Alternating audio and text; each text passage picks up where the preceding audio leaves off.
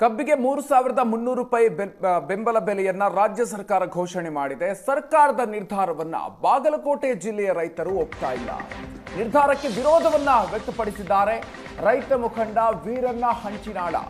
ಸರ್ಕಾರದ ನಿರ್ಧಾರಕ್ಕೆ ನಮ್ಮ ಒಪ್ಪಿಗೆ ಇಲ್ಲ ಅಂತ ಹೇಳಿದ್ದಾರೆ.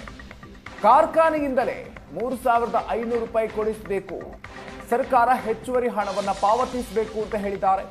ಘೋಷಣೆ ಮಾಡಿದ ಹಣ ಸಾಲೋದಿಲ್ಲ ಅಂತ ಹೇಳಿದ್ದಾರೆ. ಸಚಿವರು ಬರೋವರೆಗೆ ಹೋರಾಟವನ್ನ ಮುಂದುವರಿಸಲಾಗುತ್ತೆ.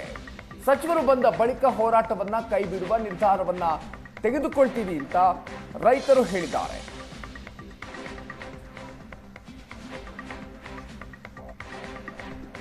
ರಾಜ್ಯ ಸರ್ಕಾರ ಕಣ್ಣು ತರಿಸಿರ್ತಕ್ಕಂತ ಹೋರಾಟ ಕಬ್ಬು ಬೆಳೆಗಾರ ಹೋರಾಟ. ಇವತ್ತು ನಿರಂತರ 10-12 ದಿವಸ ಆಯ್ತು ಹೋರಾಟ ಮಾಡ್ಕೊತ ಬರ್ತಕ್ಕಂತ ಹೋರಾಟ. ಇವತ್ತು ಕಬ್ಬಿನ ಬೆಲೆಗಾಗಿ ಒಂದು ಸರ್ಕಾರ ಒಂದು ಕಾರ್ಖಾನೆ ಮಾಲೀಕರನ್ನ ಬೆಲೆ ನಿಗದಿ ಮಾಡೋದಕ್ಕೆ ಬೆಂಗಳೂರಿಗೆ ಕರೆದಿತ್ತು.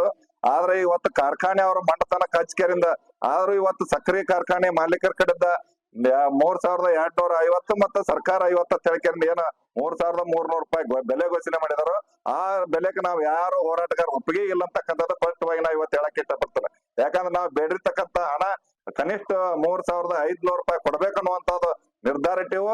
ಅದನ್ನ ಕಾರ್ಖಾನೆ ಅವರ ಕಡೆದನ್ನ 3,500 ಕೊಡ್ಬೇಕು. ಮತ್ ಮುಂದ್ ಬರ್ತಕ್ಕಂತ ಸುವರ್ಣ ಸೌಧಕ್ ಅಧಿವೇಶನಕ್ಕೆ ಬಂದಿರ್ತಕ್ಕಂಥ ಸಂದರ್ಭದೊಳಗ ಸರ್ಕಾರ 500 ರೂಪಾಯಿ ಟ್ಯಾಕ್ಸ್ ನೊಳಗೆ ಕೊಡ್ಬೇಕಂತಕ್ಕಂಥ ಬೇಡಿಕೆ ಐತಿ ನಮ್ದು.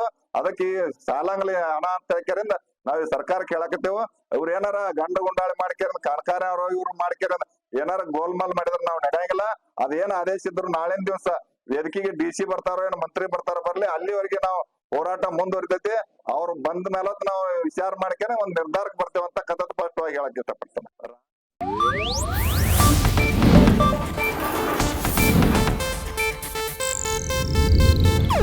ಇದು ಏಷ್ಯಾನೆಟ್ ನ್ಯೂಸ್ ನೆಟ್ವರ್ಕ್ ಪ್ರಸ್ತುತಿ.